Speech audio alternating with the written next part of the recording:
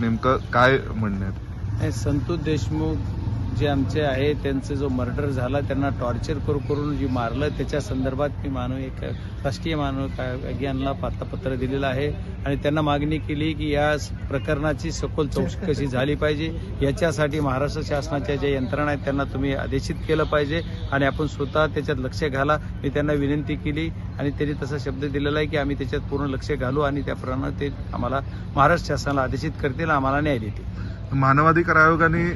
जे तुम्ही तक्रार केली आहे त्या तक्रारीत अजून काय काय मागणी करण्यात आली? राष्ट्रीय